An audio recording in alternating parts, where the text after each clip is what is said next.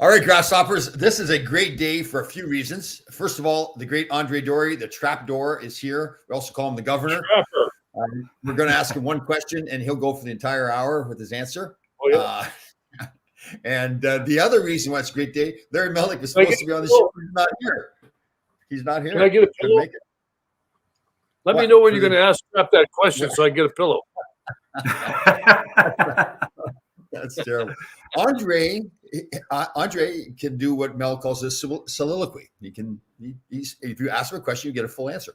Trapper, how are you? Everything good? Holy mackerel, soliloquy. I better look that word up, man. I know Mel uses that word. That's the only word Mel uses. Got more than one syllable. That means if you have no hair, wear a hat. Got it. Well, I better get my hat then. Well, Tommy, I'm doing good, but you know what? I've listened to your broadcast a few times, Tom, and you're always ragging on Melnick. And I got to ask, what's the deal? Did the guy steal one of your recipes? What's the deal there? I can see where it looks like I'm ragging on him all the time. I care about him. I see the horrible life that he's had where the young girl said he was only going to drive Zamboni, never play in the NHL. He's left out of the book with the Edmonton Oilers. All the bad things that happened to him. So I feel like I'm inspiring him, trying to do more of his life. What's wrong with only driving a Zamboni? Zamboni's a pretty important guy in the game. I agree totally. That's what I try to get through to Mel, that there's more to life than being a hockey player, like driving around in a car with your Stanley Cups plastered on the back. Yeah. Well, there you have Trev, before I forget this, I want to talk about your business. It's kind of you were talking about a little bit before. Integral hockey, correct? Yep. So you take those sticks. I'll let you describe it. So about 5 or 6 years ago, after I'd retired and, I was looking for something to do, I ran across a posting, believe it or not, on LinkedIn in something called hockey players, doing business together. And I was looking at all the postings and nothing was really registering. And then I see this thing about carbon fiber stick repair. And I'm like, what the heck is that? And, because you and I grew up, we're old dudes, we played with wood sticks, and I never saw these composite sticks until I was buying them for my son. And when I saw this posting, I decided to look it up, and I was curious. So I sent the note to the CEO, and then we had a few conversations. And I said, hey, you know what? I'm skeptical about this thing. So let me send you a broken stick so I can take it to a rink, and I'm going to try to break it. I just got to see for myself if this thing actually works. So I did that and took it to a rink and thought, like, holy mackerel, this feels really good. So I said, I've been wanting to stay around hockey. I'd been a coach before, obviously a hockey parent. I didn't want to get back in coaching, like you and I did. But I said, let me give this a shot. So I decided, these guys, they came out here to Connecticut where I live and trained me and started a business. And my business is called Integral Hockey Connecticut. So that's my franchise. And, slowly but surely, as I got accustomed to doing it, I got great feedback, and it's just grown from there. It's a referral business. I am on social media with it, but it's really something that you have to kind of like hold in your hand and see for yourself how it actually feels. It's not a post or anything like that. It's an actual, I think of it as for old people, think of it as describing it as a stent. And you're basically putting carbon fiber inside the shaft of a hockey stick. Yeah, Rod needs that. He's falling asleep already. No, Tom holds it in his hand along. I was just thinking the same thing as you. Anyway, do you think that you could have fixed one of Laidlaw sticks back in the early 80s? He can't perform miracles. Use those back then. You need a lot. You need a lot of What's that, Tom? You might be able to use that. Like that could be like a sexual enhancement kind of thing too, right? Yeah, I wouldn't pitch it that way, but listen, if somebody goes in that direction. So if you break the stick right in half and you can repair it. Yeah. So basically, whether it's a broken shaft or whether it's a chipped toe or chipped heel or broken blade, actually, you can repair it all. And, and it works really well. And the funny thing is you're going to like this, Tom. So one day a guy who asked me to repair a stick for his son comes to me and he says, hey, thank you. This really worked nicely. Is there any chance that, that you could sell a stick to a guy like me. He says, I played college hockey. I still know what good gear is, but there's no way I want to spend that kind of dough, on a stick. I don't want to tell my wife I'm playing at 10 o'clock at night and I'm spending $250 on a stick. So then I had the idea of like, all right, let me find out what teams are doing with their broken sticks. So I approached some college teams. I started with the ones in state, and then I contacted some other ones outside Connecticut, some D1 teams, and they weren't doing anything with them. So I started purchasing, their sticks, that were lightly used, like less than a week or so, repairing those and reselling those in the market. So that's also, a really attractive component. How long have you been doing this? How long have you been doing this? I think I just started year 6. Yeah. Oh, I could have used my son was playing 4 years ago, and those sticks were like, you break them and have another one, give me a new one, right? You go to whatever it's called, True Hockey, whatever. I know. Yeah, Pure Hockey. Yeah. I know. I know. And Trap, how do people get a hold of you online, like Facebook, Integral Hockey? So you can, if you do a Google search, you can type my name and go Andre Dory Broken Sticks, or you can just go Integral Hockey Connecticut, integralhockeyct.com. I'm on Instagram and social media with those handles. It's pretty easy. It's pretty easy to find me. So you're Gresh, you're in Greenwich, right? Yeah, you don't go under Trapdoor? No. Just so people know, everybody knows he's nicknamed Trap. Now they do. Trapdoor. They didn't before. They do now, right? So it's funny. I can't remember which player did that, but I think the first time I was introduced to the game, and the announcer didn't say Dora, he just said Andre Dora. Somebody on our team, Tom, I don't know who it was between periods. It must have been you, Gresh. Maybe it was you. Said, "Oh, we got to give this guy a name." So fortunately, they settled on Trapdoor. Could have been worse. I love that name. It is. It's a good one. Yeah, it's good. It stuck with me. It stuck with me through all these years. I still have people calling me that. Yeah. Well, Tommy has people calling him Windsor. That's another story. Yeah, why is that? Yeah. Ron just can't let it go. Here, so Pete here, I think, wants to have Ron's baby. So it's something. I see Pete just jumped in. Yeah, he's saying something nice about Andre. Andre's a gem. Hey, Pete. Pete and I just spoke on the phone a week or so ago. Yeah. Hey, listen to me. Like, I don't want to pick on people that are short, but if somebody takes Pete's phone and puts it on the counter in the kitchen and pushes it back a little bit, he can't answer the phone because he can't reach it. Ira wants a nickname. You gotta get Pete on the show. He's got to reply to that. No, we're not getting Pete on the show. He can't sit in he needs a booster seat. Yeah, we don't. Yeah. Here's Pete. Here's Pete on the show. Hey, help me! Somebody help me! It's like when he drives a car, he has to have a booster seat too to see out over the steering wheel. You have to bring him over to Tommy's house. You can sit in Tommy's lap. He got pulled over by the police the other day. They thought he wasn't old enough to drive. Yeah. Hey, look at me. I'm almost 5'1". Okay, so this Ira that writes in all the time, he can't spell.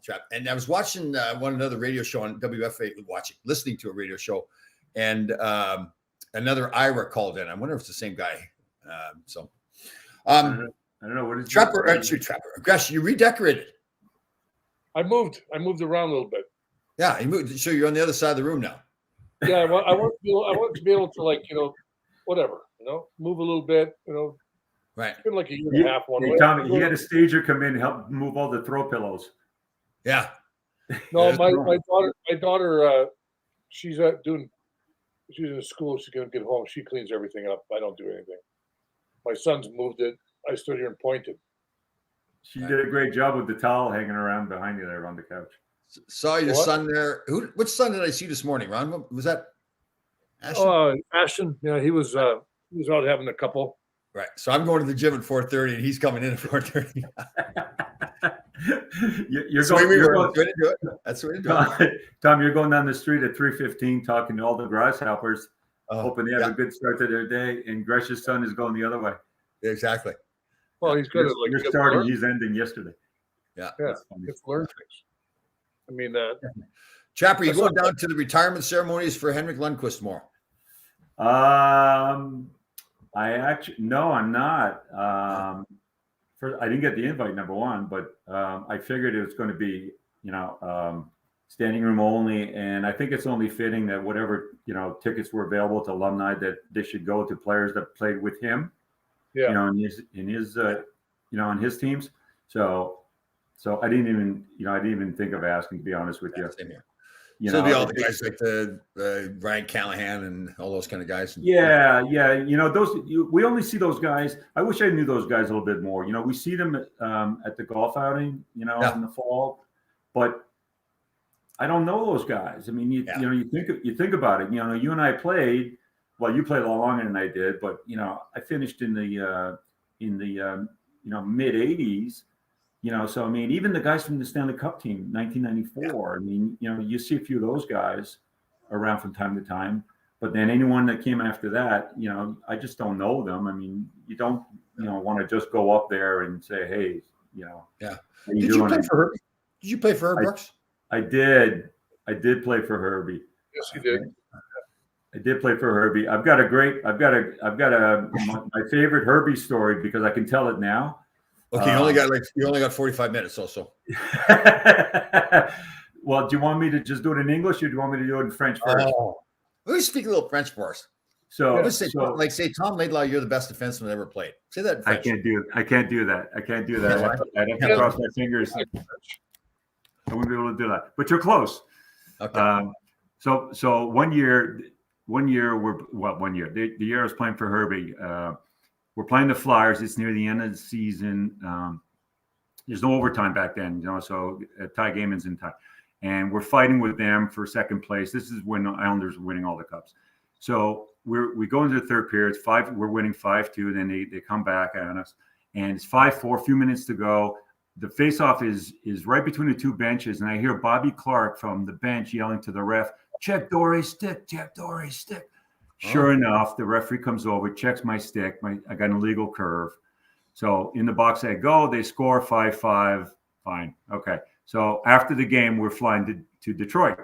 We get into the hotel, and while we're waiting for the hotel staff to give us our keys, someone from the Ranger staff comes over to me, says, stay in the lobby. Herbie wants to talk to you.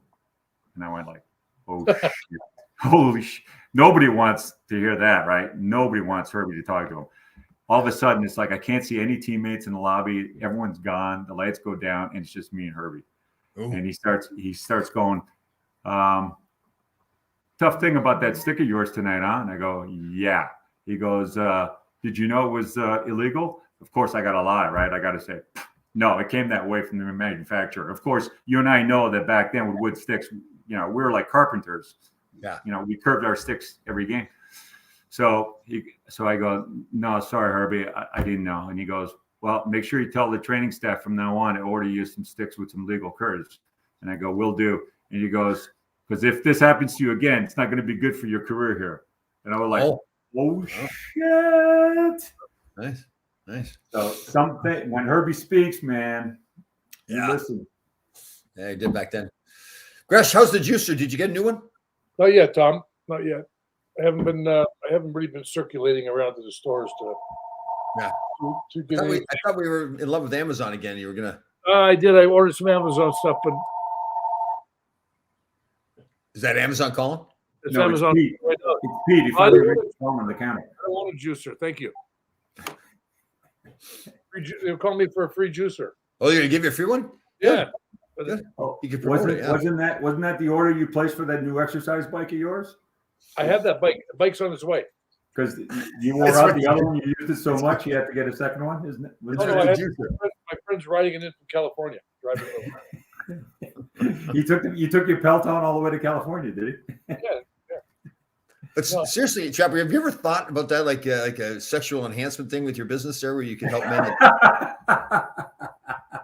like get their, so it's just that they can't get it, where it needs to be. I'm afraid to see what kind of emails would start coming in. Maybe you can, you do that little Pete. Maybe you can make him taller or something with that equipment, like maybe the little stilts or something for little Petey. I still wouldn't make him taller. Hey, Tommy, maybe I should. You still go on the ice? Yeah. Yeah. So maybe I should get a stick over to you and have you test it. Okay. That's Yeah. what I should do. Get a stick So over to you. if I can shoot with it, then anybody can. Is that what you're saying? If I send it to Gresh, he's going to shoot all the pucks in the corner on purpose and say this thing doesn't work. Yeah. Ask Andre if he still digs Pat Benatar. Wow, that's going deep. You have a crush on Pat Benatar? What's that all about? You like Pat Benatar music? I'm kind of part. I was sweet on her there for a little while. I got to meet her at one of her concerts at the Garden. Oh, yeah. Really? Oh no, she was very nice. She used to come into the restaurant in the city.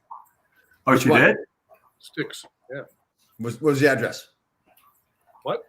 See, Gresh can't remember some things that happened yesterday, but Gresh will remember from 40 years ago the exact address of all the bars in Manhattan. Everywhere. I used to love that bar that he had. I even went to the bar in Portchester. What was the name of that? I forget that one. Come on. We've talked about it several times. 21 North. Oh, that's right. That's right. But the one in the city was great. Yeah, Sticks was good. Oh, good story. So does anybody read the New York Post today? Page 6? No. So Sarah Palin had just tested. She didn't get vaccinated. She just tested positive for COVID. And instead of her staying home, she was spotted in a restaurant in the city in Manhattan. And who was sitting right beside her? But our old teammate, Ron Duguay. So, but unfortunately for Dukes, they didn't even mention Dukes in the story. It's all about, there's none. There's Ron Duguay sitting there. And that's wrong. They forgot all about it. That's offensive. That's wrong. It's pretty funny, though. Yeah, you used to get quite a crowd. You used to get quite a nice crowd in that place in the city, as I remember. Oh, yeah. Sticks? Yeah. That was, everybody drank for free, except for me.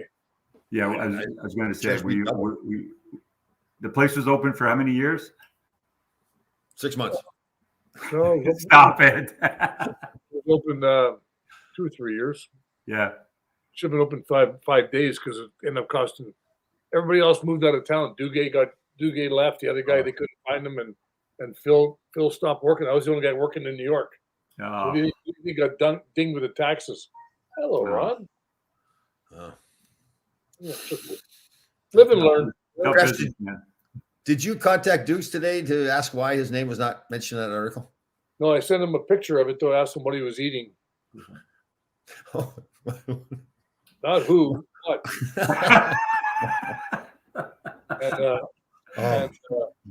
Sarah Palin. Well, so where are we? So Dukes has been with Cheryl Teagues, all these big, top models. Are we putting Sarah Palin in that category? What are we doing? Does she come before Cher or after Cher? What do you think? Yeah, I mean, I guess he's older now. So what's Dukes? Dukes is 65 now? How old is Doogie? He's got to be 65, right? Yeah. Got it. Born in 57, so whatever that makes him. Yeah. So coming up either 64 or 65. Yep. Yeah. Mm-hmm. I don't know. I mean, Sarah Palin is she an attractive woman? Or where are we putting her? Looks very attractive. Is she? Huh. Yeah, I mean, I don't know. What do you think about her choice of being tested positive? That's Duke's music. Is that your ringtone? You wish. No, that's on my Spotify. So, Ron, what do we think of Sarah Palin getting tested positive and then being out in public when she's supposed to be quarantining? Come on. What do we think of that? Yeah. Well, I believe that I got vaccinated and stuff. Right. And she's inside the restaurant, no mask on. Man.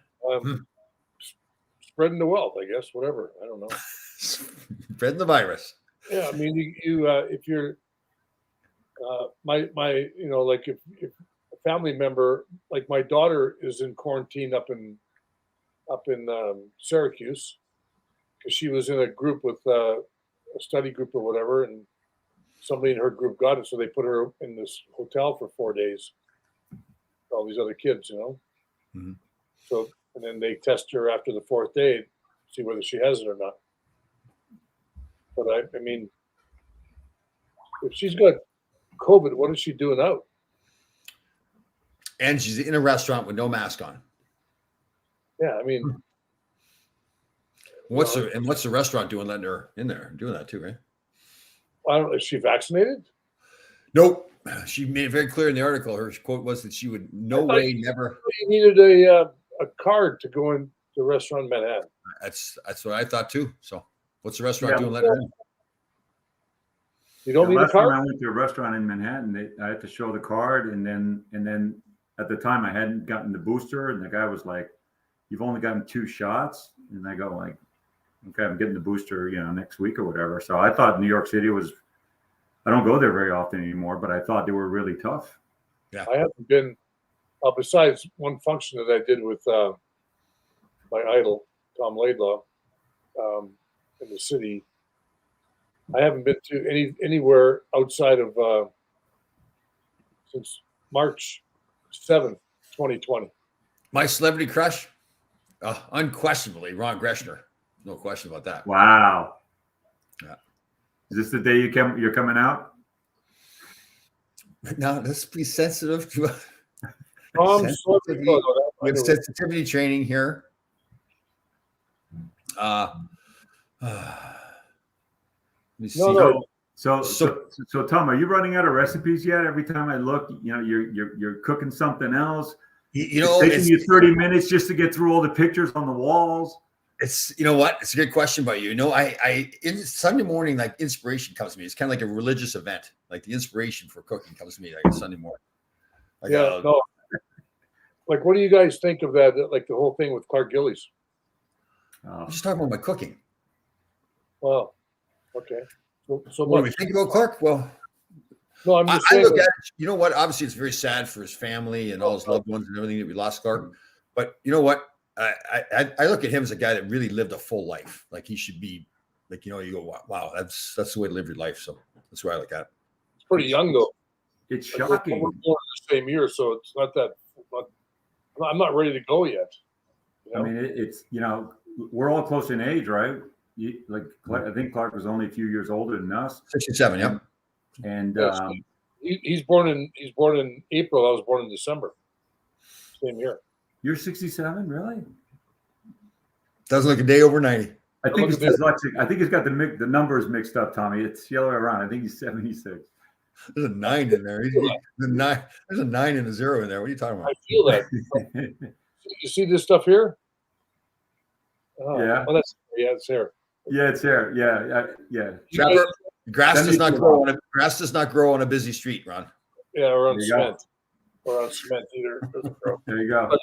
But anyway, no, that's besides the point. I mean, I was up in Mohegan Sun last Friday, or was it Friday when he passed away? Yep. I think it was. And I didn't have my glasses long trap, so I'm sitting at the table and my phone's buzzing like hell, right? So they give you shit for using your phone. So I turn around and I look, and I can't read it. And I see Clark Gillies' name, but I kind of like make that out. Right. So I'm going like, why is Clark Gillies like trying to text me? I put it back in my pocket. No, I mean I don't. I got it. I go to the bathroom and I look at it. And I go, oh my god! The guy was like a monster of a man. I mean, like it's hard to believe that could happen. I mean, and the thing I liked. I've been friends with him 40 years. Junior, 50 years almost, Tom. 50. I played with him in junior.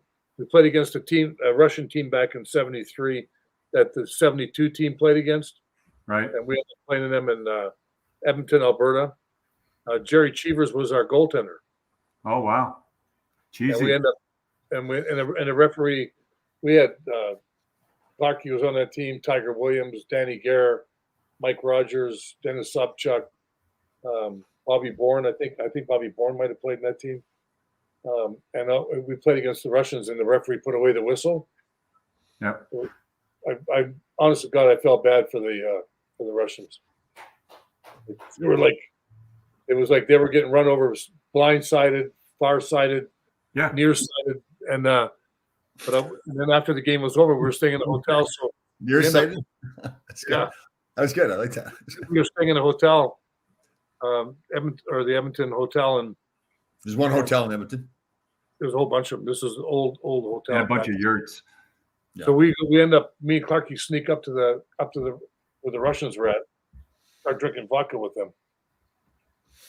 Of course. Couldn't understand a word they were saying, and they couldn't understand. There was like Good 5 old of them. potato juice. 5 of them, 2 of us. So you know they were talking shit about us, right? So we were talking shit about them. So nobody knew what anybody was saying. All it was skull, whatever that was. Like they were drinking it so fast that it was amazing. Like that's probably turned me into an alcoholic because of that. Is that what it was? I think so. Keep up with the Russians drinking vodka. No, don't work. But I end up getting a stick from one guy, Sergei Kapuskin. I remember the name. Yeah.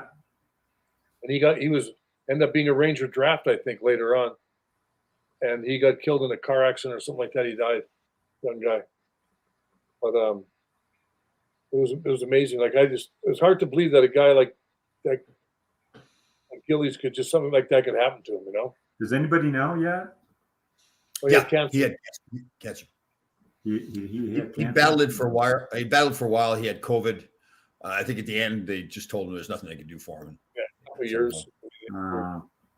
I think you're one of your Quebecians has not too.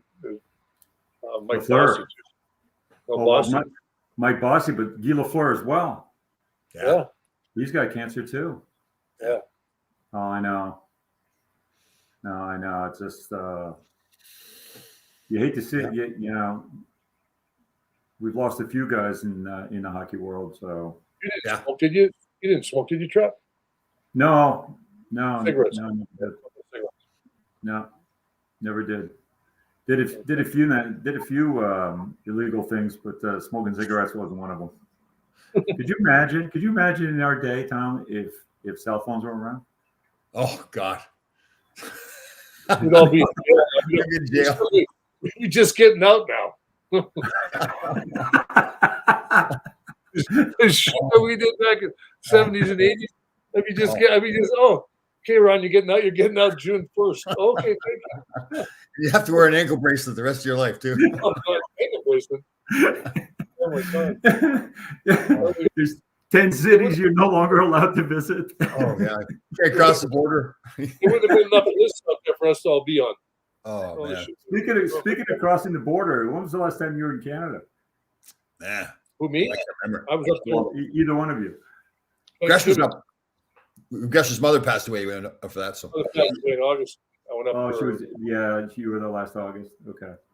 6 weeks. I was up there, and I came back, and then my son went back. He went to college. He went to university up there, and me and my other son went up there to visit him the week before Thanksgiving.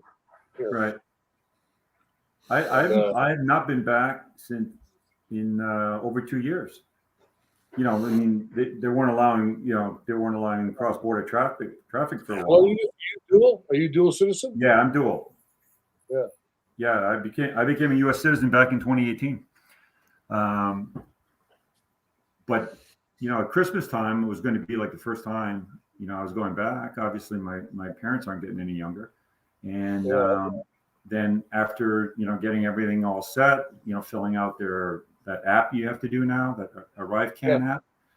You know, I was talking to my sister in Montreal, and she said, "Don't bother coming." She said, "Because there's an outbreak going on here. Because if you come here and you get it, how are you going to get back into the U.S.?" Or you can't, as long as you got an American passport, it doesn't matter. Yeah. You use the Canadian to go in, the American to go out. That's like a home run. That's like a 450-yard home run. Yeah, I just didn't want to take the chance. I didn't want to take the chance. What happens if I get it when I'm there? So net, I haven't been back yet. Well, they would quarantine you on your telephone. Then after the 10 days is up, you could travel out. You can what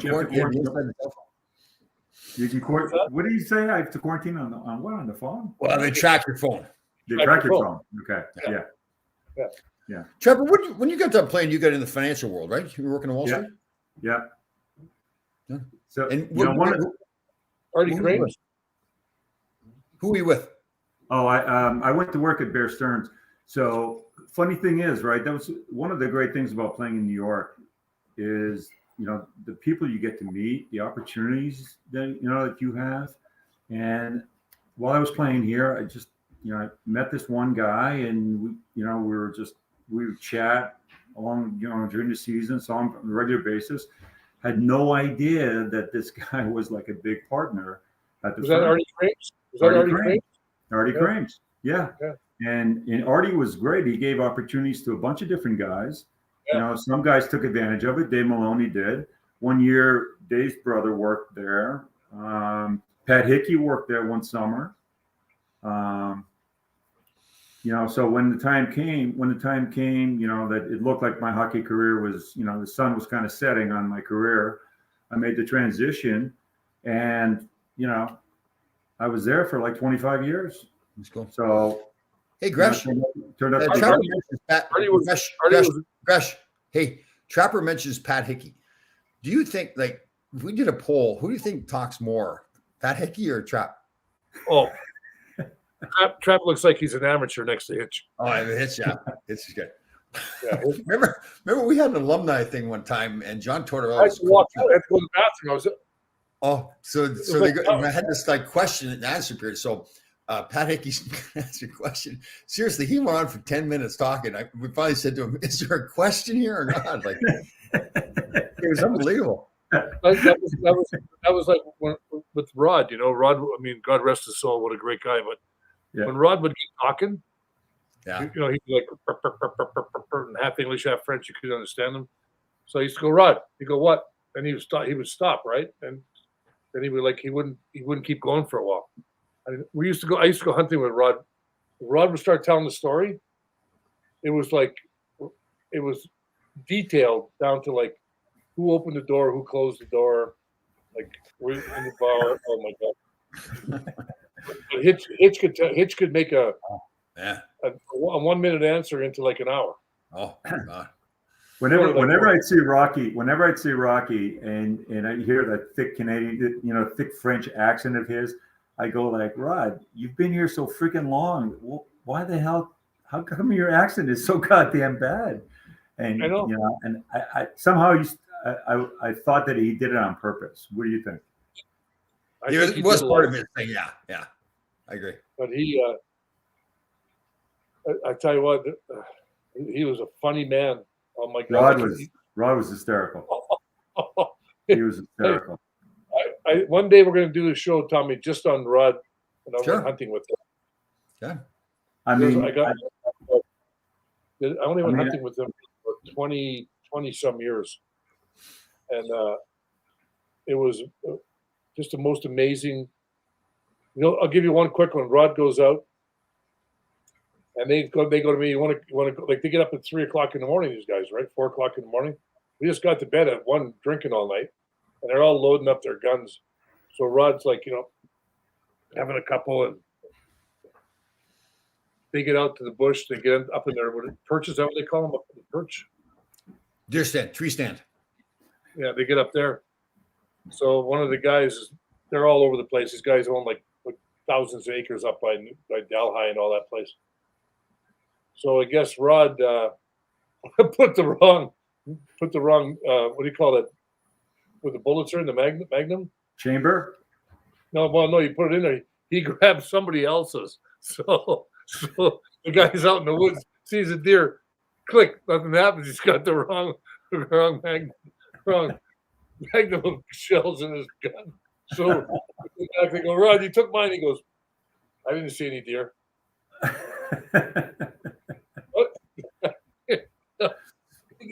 And it's cold up there in November. You can't. That's not enjoyable. That's why they make groceries. Any of you guys ever play bocce with him at the Il Vagabondo?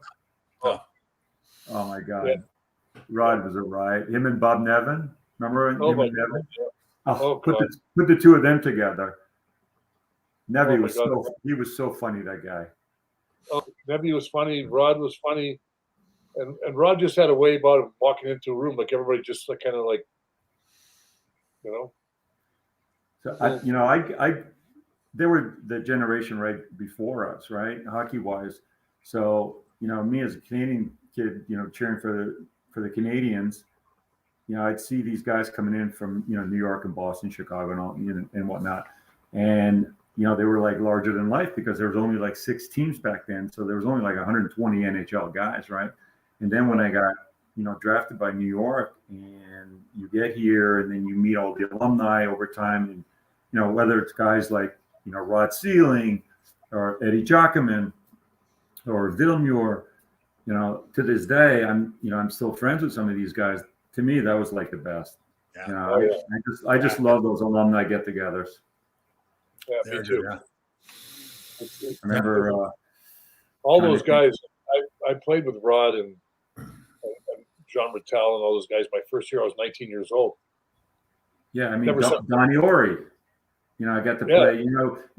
Whether you're playing the minors or the NHL, the number of guys that you meet, because most of the guys know they're never going to play one. They're never going to play their whole career with one team. That just doesn't happen anymore, right? Yeah.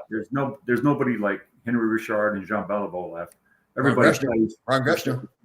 Well, Gresh is the only guy I know who stayed with one team his whole career, but otherwise, nobody else wanted him. That's because nobody wanted me. Yeah. Most guys have a no trade clause. Yeah. What kind of clause did he have? Mine was, if you trade me, I quit. Yeah, that's probably it. Listen to me, this is the way it was back then. So we played with so many. I played with so many great guys. You mentioned Dennis Sobchak. Here's a guy I got to play with. I hadn't thought of Dennis in God knows how long. Oh, you played with him? Where did you play with him? I played with him in. Where was it? Probably St. Louis. I remember what it was. St. Louis? No, I'm trying to remember where it was. Man, I forget now. That guy, he played with Gillies in Regina when they won the Memorial Cup in '74. Wow. He was an unbelievable player. Oh my God.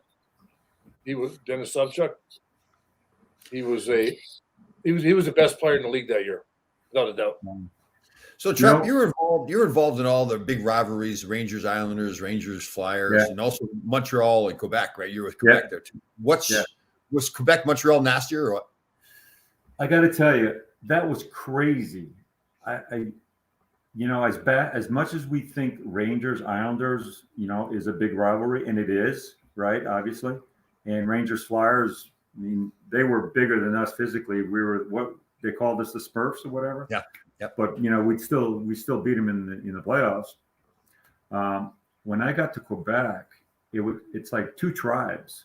It was crazy. See some of those whole games. Yeah. What was the Valentine's Day Massacre? Valentine's Day Massacre. I'm right there. I'm standing next to Louis Slager on my team when he cold cocks Jean Hamel. That's right. I saw that video. And that's what started it. And the thing never ended. And I mean. Yeah, remember the 200 brothers squared off? The 200 brothers were going at it too for a little bit. I don't know if they were really going at it. Yeah, they got together. You're probably right. They didn't throw punches. They were. So I got to tell you, everyone throws shade on Dale Hunter, but if you know him, if you play with him, you want him as a teammate. Yeah. The guy was so funny.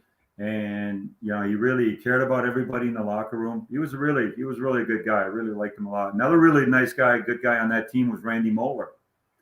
Yeah, another defenseman, Randy Muller. He's still in hockey, right? He's an announcer somewhere. He's down in Florida. He's a funny guy. Yeah, he's good. With the Panthers. Tom, can you plug in for Hockey Day in Canada Saturday? Oh, is that Hockey Day in Canada Saturday? Oh, that's a good day. Lots of hockey on TV too. Good job, yes. Oh wow. Okay. We can't. It's snowing that day. But Tommy, that game, the energy in that building, because it just went on and on and on. Every time it looked like it was going to settle down, the brawl just kept getting bigger and bigger. Like at the end of one period, you guys went into the locker room and started again? Yeah, they sent us in the locker room for the end of the period, and the energy in the locker room was off the charts. I mean, off the charts. It's like I can't even describe to you what it was like in there. It was like electric. And then we go back onto the ice, and it just keeps on going. Yeah, Chris Nyland was in that whole group. Which guy? Chris Nyland was from Montreal. Yeah. And he goes, Islander Rangers, pretty bad. Islanders, Rangers, Flyers, pretty bad. Montreal, Boston, pretty bad. He goes, nothing like Quebec, Montreal, though. Crazy. It didn't matter if one team had no points, if the other team was leading by 50 points in the standings, they thought they were tied. Oh, Playing for them. and the next summer, I'm back in Montreal. I'm walking down the street. I'm downtown Montreal, and some people start coming up to me, start talking about the game. It's like, how do you even know who I am? Yeah, it was insane. It was. There's no other way. There's just no other way to describe it. I don't think there'll ever be, another rivalry like that. Michel Goulet seemed to be a good guy. Is he a good guy? Really good guy. Yeah. So I played junior hockey with him with the Quebec Ramparts as well, and Kevin Lowe was on our team, Quebec as well. Michel Goulet, really solid guy. The Stasneys were on the team I was on. They were funny. Yeah, Peter was like the most talented guy. Marion was the cerebral, studious one. Anton, the middle one. That was his sister, right? Marion was his sister. yeah, that's right. Yeah, that's right. He didn't come out till after his career was over, though. Anton was funny as hell. He was a great guy. No, there were some really good guys on that team. I saw something on TV one day how they all got out they got out of Czechoslovakia, right? It was Czechoslovakia. They literally put him in the trunk of cars and sped through town. Yeah. I mean, they never really talked about that story. You guys did that with Eddie Mio in his hatchback, didn't you, right, Gresh? You put him in the trunk of his car too. He was in the back of the hatchback. So Jeff, you weren't here when Eddie Mio was here, right? I was here with Eddie Mio. I mean, I know Eddie. I did play with him here. Yes. So were you there the day? So it's Barry Beck, Ron Greshner, Ron Duguay, and Eddie Mio had the hatchback. So we're leaving Playland. They all live in the city. They're going down to the city. So it's Eddie's car. So the three of them all jumped in. I think Barry Beck was driving, and Eddie Mio was in the back with his feet sticking out the back of the hatchback of his own car. They won't let him drive. I totally see that. Oh, did we give it to him? Oh man, that was one of. I can still imagine that scene, driving away with Eddie's feet sticking out his own home car. Oh man. Eddie was telling us how when we got to Toronto, he had this guy that made him shirts and suits and stuff like that. Yeah. And back then, I think if you spend like $20 on a shirt, you got a pretty good shirt. Yeah. And Eddie's buying shirts at like $100 and $110 a shirt. And he's trying to explain to us, how great they were, and it was worth spending the money. And we're all looking at him like, "What are you doing, man? What kind of contract are you on?" Do you think you could go a whole sentence without saying Wayne Gretzky too? Like, no. I'm going to split open. I'm going to. So just so everybody doesn't know, Eddie's actually a good guy, and he's like he was Wayne Gretzky's best man when he got married, so they're pretty tight.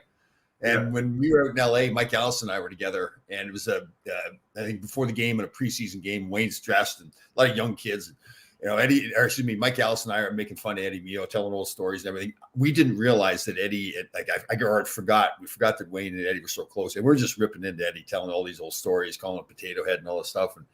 And we go on, we think we're really funny. We're walking to the training room, we're high-fiving each other, Mike and I, and Wayne comes in. And Wayne goes, you guys do, and he's really serious. He goes, you guys do know that Eddie's my best man, my best friend. And we both look at each other like, oh, we're getting traded for sure. We're out of here. But Wayne was good. He had a good sense of humor. He let it last for 10, 15 seconds. He said, I'm just kidding you. He said, he's my best friend, but I know what he's like, so he was good though. He knew that he was putting us on the spot. It was good. That's pretty funny. That's good. I like that story. Yeah. Wayne's good. He had a good sense of humor with that. I seen him do it with some reporters that way too, where the reporters would get all excited to see him, and a big interview, probably told all their friends, get the suit on the whole bit. Wayne goes, I'm not talking to you. And we knew by then what he was doing, but especially these young reporters were just devastated for a second. He goes, I'm just kidding you. Come on, let's go. He was pretty funny. Hey, was Larry Robinson with you? Yes. 1 year. That was a thrill. He was a fantastic player. What a good guy. Yeah, great guy. Just like a little kid too. Loved playing the game still. What a good guy. Yep. You really, Yeah. you know, the guy was like arguably one of the top 3 defensemen in the NHL there, you know, in the heydays of Montreal. He could do everything, right? Yeah, he power play, penalty killing, fight, hit, whatever. And it's like he knew everybody. If you played pro hockey, even in the minors, he knew you were. Yeah. You know, he was just awesome. Yeah, he's a good guy. Really. You know, I'll never forget too. Ray Roots Lanham beat him one time going wide at the Forum, and they started booing him. I'm thinking, you're booing Larry Robinson? Like that was just crazy. Yeah. Do you remember when Herbie used to move the nets up? You know, at the end of the practice, he'd make, you know, he was going to like skate us, and he'd move the nets up, and he'd have us, you know, do sprints around the net. And Rayo was so goddamn fast, right? He embarrassed the shit out of us. And finally, Herbie said, "I'm going to make Rayo go backwards while you guys go forwards. And if he laps you guys, you're going to do some more skating." I mean, Rayo was just crazy. He had to go around 3 times in 45 seconds. And Ray was almost lapping some of us. I remember the first time in training camp we did it. We were over in Finland, and he did that.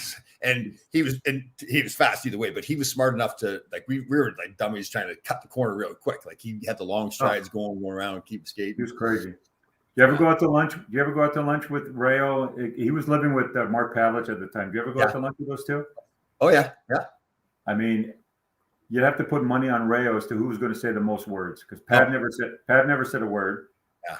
And Rayo knew about 3 words in English. Till he started drinking. I went out to lunch. I had to order lunch for both of them. But until he started drinking, then Rayo then all of a sudden was better at English once he started drinking. Yeah. Well, yeah. I mean, Gresh's English gets a lot better too when he starts drinking. I get smarter. He creates new words. I make the guys whose IQ goes up. Because you think about how did all these words in the English language all get started? It had to be from a bunch of drunks sitting around just like saying stupid words. Because how else, like, how do you come up with a word like cheek? How all of a sudden do you call your cheek a cheek? Right. Well, how do you think the name Canada came up? Yeah. You know the story of that one, right? No, please tell. You don't know the story of that? You tell. Well, they were all sitting around. They couldn't figure out what to call Canada. This is like, quite a few years ago. Right. So they said, look, here's what we're going to do. We're going to take the 3 eldest statesmen, and we're going to put all the alphabet in a bag, and we're going to pick it out. So the first guy reaches in, he goes, EA. Next guy reaches in. Next guy, nice. EA. Nice. I like it. Very nice. For people that don't know, in Canada, at the end of every sentence, we say A. We don't know why. The C-A-D-A or C-A-N-A-D-A, and Canada became Canada. Canada. Nice. Yeah. That makes sense. I like that. Yeah. That's why you get the big money.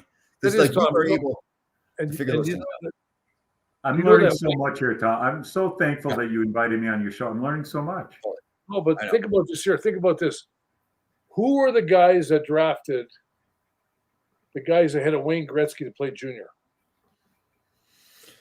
He was drafted 3rd. Right. By Sault Ste. Marie.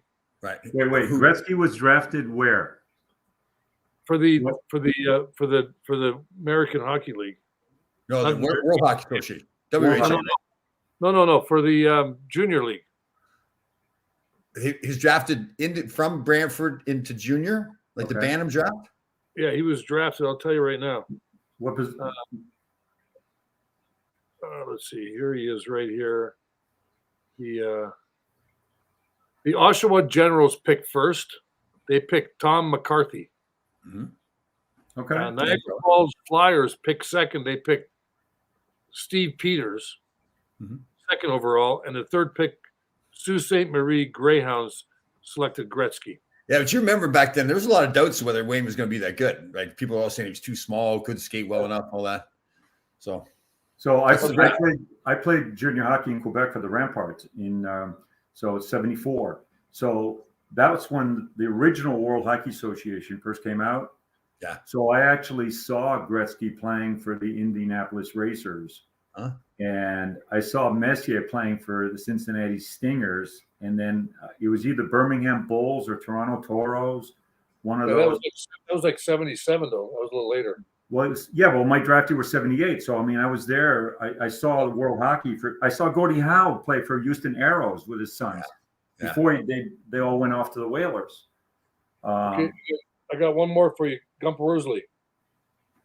J.C. Great. Tremblay. I saw him play for the Nordiques. But Gump Worsley, how great was he, right? So Gump Worsley, to me, was always a Montreal Canadiens. I had no idea that he'd had a career with the Rangers before that. Yeah. So he's playing for the Rangers, right? So he's facing 40, 50 shots a night. So he was asked which team gives him the most trouble. You know what his answer was? His own team, the Rangers. New York Rangers.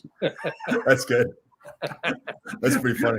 I remember when John Ferguson was the GM and they were having the draft, and I sat with John Ferguson and Jean-Guy Talbot back in the 70s, right?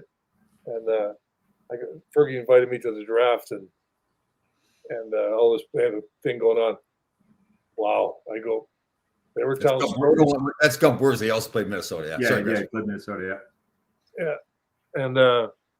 And they were telling stories and drinking, Fergie and him, because they were best friends when they played in Montreal, I guess. But Fergie was amazing, but the Gumper was the Gumper. He was like, he played. Didn't he? He ended up in Minnesota at the end, right?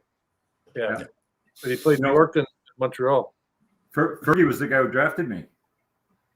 So I get drafted by Fergie. You got drafted in 1978, right? 78.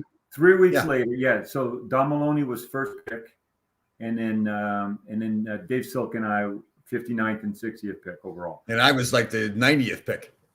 Oh, was that your draft year? 78, yeah. Oh, wasn't Doug Sullivan in that draft year, or was that the year after? I think he might have been. Yeah, because he's same age as Don, right?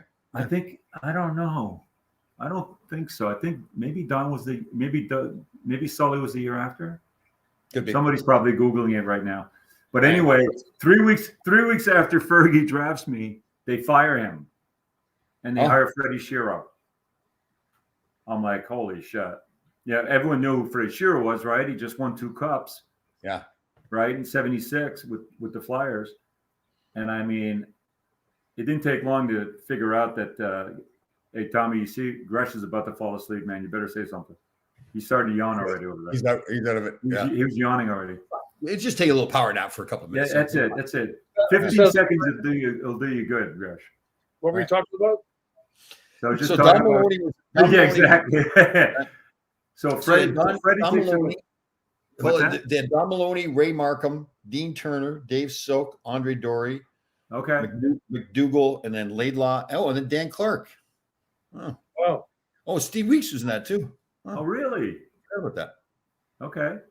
Oh, Dan McCarthy too. Oh, wow.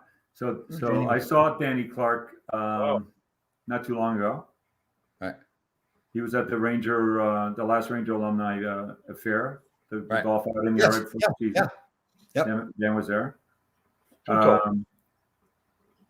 What did Steve Vickers say in the book about Ray Markham? He was smart enough to. No, he was strong enough to lift a tractor, but not smart enough to start it. I remember reading that book. That was hilarious. Oh my god! Some guys miss their calling, man. What a great line that is. That's funny. Was that Thin Ice, Tommy? Yes. Yeah. Ratso. So everybody doesn't know, you got to get that book on Thin Ice. So Ratso Sloman, you guys correct me if I'm wrong, Greshman. 79 finals, and then the year after that, this Ratso Sloman said, "Listen, I'm going to follow you guys around everywhere, and I'm going to write a book." And he followed you guys everywhere. Lots of guys didn't like that. Okay. Right. But Sonny Werblin put it together. Right. So if you didn't like it, then okay, go play for another team. Yeah. And he wrote everything. I know. You've got to read, if you guys, Ranger fans, got to read a funny book. That was pretty. It's hilarious. It's hilarious. Yeah, but he pissed off a few guys on the team. Man. That is true. Lots of guys. Yeah. That is true. Yeah, he divulged a little too much. I do remember that though. Yeah. I'm up to 171 pages in my book right now. Has it got any writing on the pages or just? No, they're blank. They're blank. But I'm up to he's starting from the back, working his way to the beginning. There'll be some guys that won't like it either. It won't be out until I die. Of course. So I don't want have you guys been to any games yet this year? Yeah. Gress has been to more than I have. I've been to a couple of games. Yeah. Yeah, 2 games. Team's good, man. They're fun to watch. Oh yeah, they're they're talking about making all these trades. I would just like settle Same down. here. Why would they do that? They do that. Like, listen to me. You show me one team that's besides the Ray Bork thing that the guy went there and they lit it up. Like, they had a pretty good team with those guys back then. Right. Like, not many teams make these trades to improve their squad, and then they win the cup. Like who? It's more they get depth guys. Like, you remember Washington one, they had that Smith Pelly, like a fourth line guy. It's more those depth guys that make a difference, I think. Yeah, but I'm talking about guys like Drew or. I agree. No, Gresh, I agree with you. Yeah, I think if the Rangers do something, I would like to see them do, if I was running it, like get that 6th, 7th, 8th defensemen, so you get depth. Yeah. The bottom 6 forwards, those kind of guys. Just a tough guy in case Reeves goes down or something. So you have that. But in the playoffs, that's just not the way the game is played anymore, right? You don't need physical intimidation. You need guys who are strong mentally, of course. Especially in the playoffs. I think you still need that physical. Every team that's won, physical. Washington, how they won. Physical. Well, not necessarily a fighter, but they got to be physical. You need the physicality. Oh, there's no question. Tampa Bay changed their team around. Did you guys see the Buffalo goaltender hit the guy, and the goaltender got suspended for 3 games? Did you guys see that hit? I saw it when the guy was laying on the ice. I didn't see what happened. No, I didn't see it. One of the things, the goalie had come out of the net. Anaheim player, I believe it was coming around, and the goalie, I didn't think he even did that much. He kind of moved a little bit, but basically hit the kid. The kid got hurt. That'd be embarrassing. Get hurt by a goaltender. So is that what this comment is? The Aaron Dell check and suspension? Is that what that is? So Dell is the goaltender. I think I'm correct. Dell's the goaltender for Buffalo. He was out. It came out of the net. That's all right. Yeah. Did he win? Was the goalie winning at the time?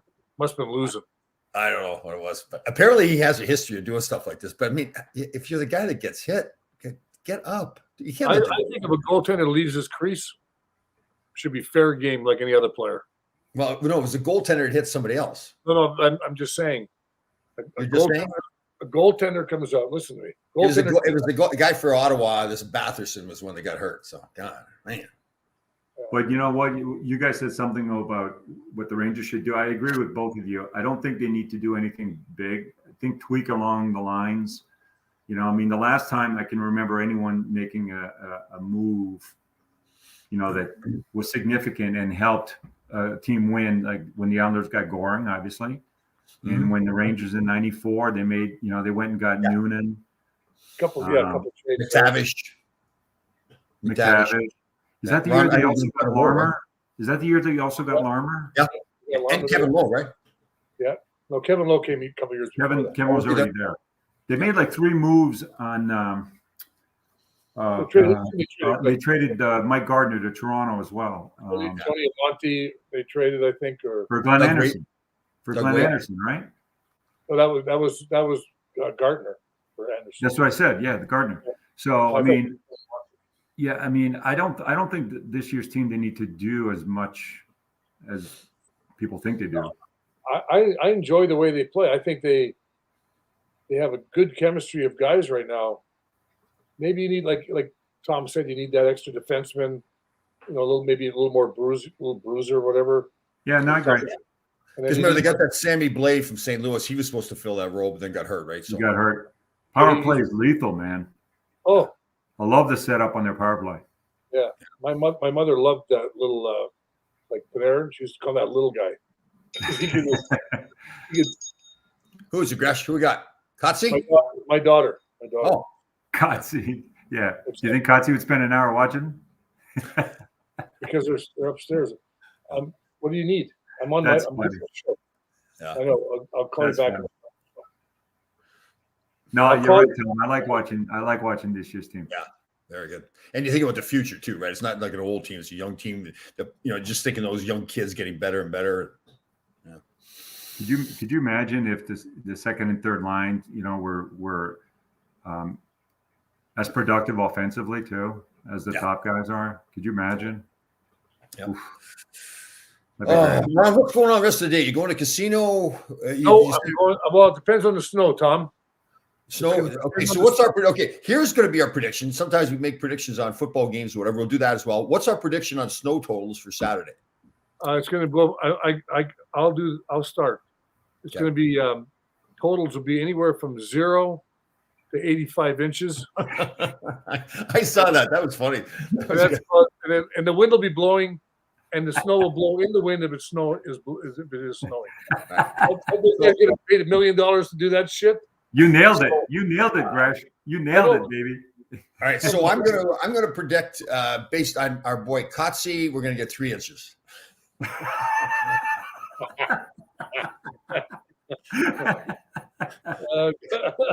Poor Kotze. That's great. So who you got in the football? Who you got in the football game this weekend? So it's San Francisco and LA, right? In LA. Yeah. I won't watch that one, but you guys go ahead. I'm gonna go San Francisco because their defense. I'm gonna go with the Niners as well, because the last few weeks they've grabbed a hold of the game in the last couple minutes each time.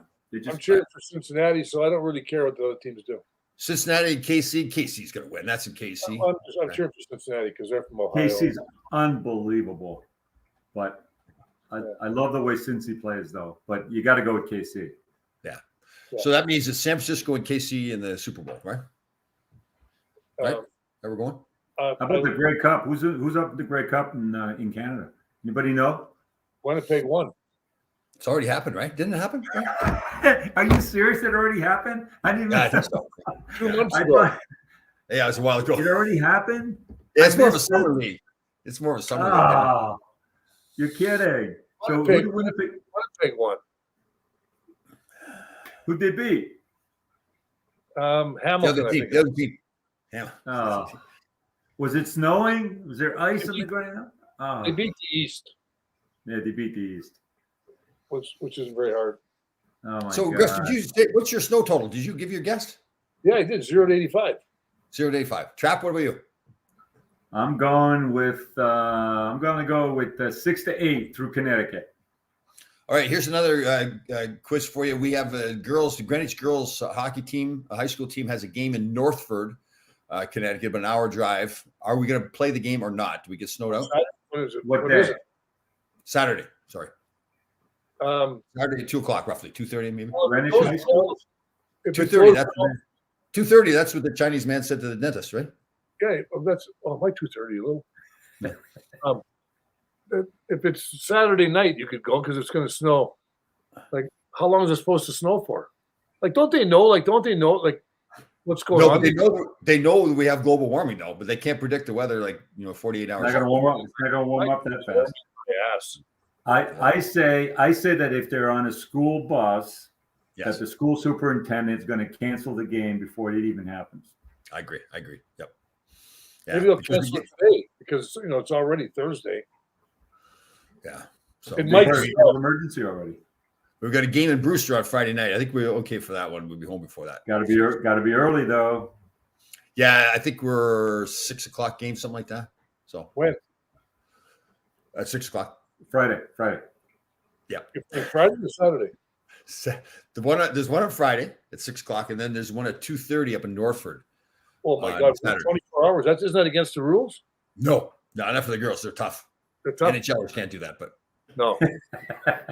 You can in junior. You can play Friday, Saturday, Sunday. In the minors, you can play Friday, Saturday, Sunday. But in the pros, in the NHL, you can't play 3 games in 3 nights. They get it drilled into their head now about this second game of back-to-back nights. How bad they play! Like God. Do you remember back in the day in the late 70s now they only play like 3 or 4 exhibition games. We used to play 7, 8, 9 games. Oh yeah. I remember there was a stretch that we played 7 games in 7 days, and and depending on your status in the team, you either played them all or the coach played you because he was testing you. He wanted to see what you were like.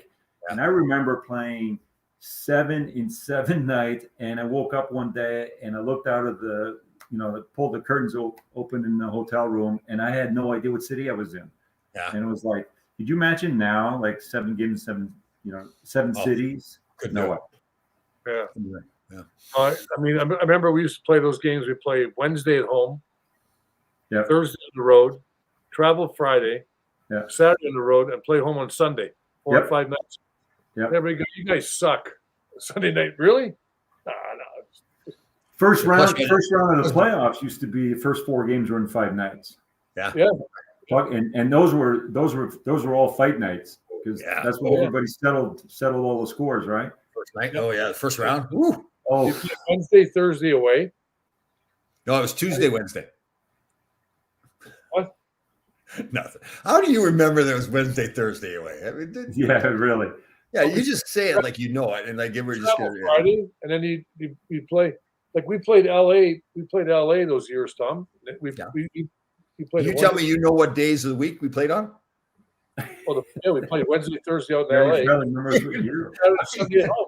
You didn't know. You don't know that we played Wednesday, Thursday. What are you talking about? We like that every year back then. We're starting to play on Wednesday, Thursday. Yeah. The season would end on Sunday, Saturday or Sunday, and you started on Wednesday.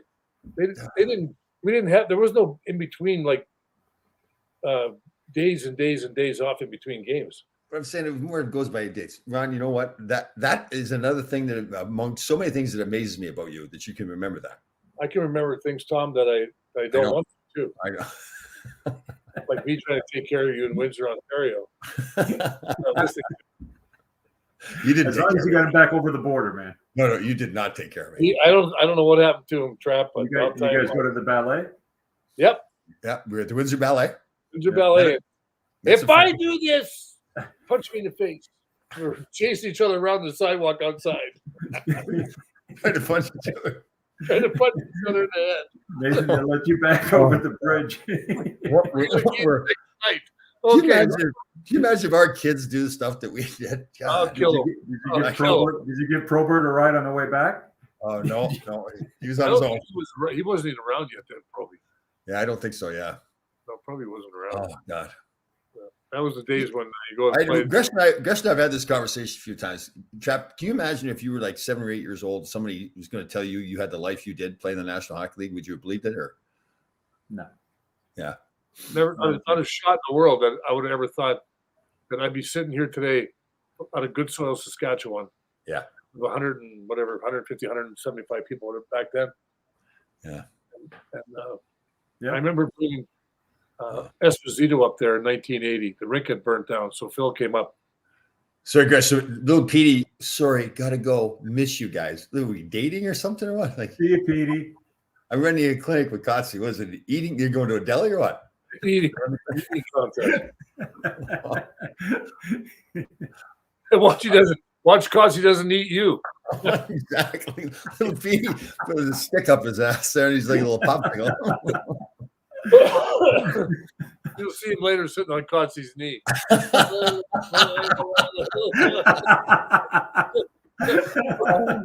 Wake up, little boy. Oh my God. He misses us too. Miss you guys. Oh, that is sweet.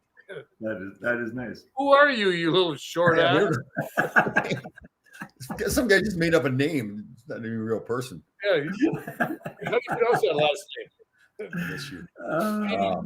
PDG, it's like Trap, it was good to see you again. Good to see you doing well. And again, anybody wants to get a hold of Trap, it's Integral Hockey or Andre Dory. You can look him up on Facebook. So your Facebook, Instagram, both? So it's Integral Hockey CT, both Facebook and Instagram. And like I said, you can Google my name and just put in, Broken Hockey Sticks, and all my information, contact info and all that will come up. And, be glad to have a chat. And if anyone's got any sort of questions about the process or whatever, happy to chat. And we will talk offline about the sexual enhancement process too. So that'll be for later. We'll talk about that after the girls' hockey game. How's that? Yeah, but this is a forehead. Like you would tell me, what do you guys have? 5 heads, 6 heads? What color's your hair? Time has not always been kind to all of us. Is that special color on your head? Is like you created a new color. From laying in the sun, Tom. From laying in the sun. You sunbather. You blondie. I can just see you right now. More like laying too close to the toaster oven. That's what it looks like. Oh, I can just see you right now with the mosquito on. You can tell I don't Botex. What was it called? Botex? It's Botex now. Botox? Yeah, that's a good one. My eyelashes move. That's what happened to you. Too much Botex. That's right. The guy shot you up. The guy shot you up in the nose. He was going to hit you in the lips. He got you in the nose. Too much Botex. Oh God, nose. Is that a nose? That is a nose. Oh. Yeah. All right. Well, okay. One question. What would you rather have when you're leaving right now? Yeah. Right. What? Trap. What would you rather have? $1 million cash, or Phil Esposito's nose full of nickels? There you go. And on that note, we're saying goodbye. Larry Melnick was scared of. Just so you know, Larry Melnick saw the video of Andre Dory fighting, and Larry Melnick got scared. That's why he didn't show up. Good. Trap, be good, man. Awesome. Great seeing you guys. Great being with you guys. Hi to your wife.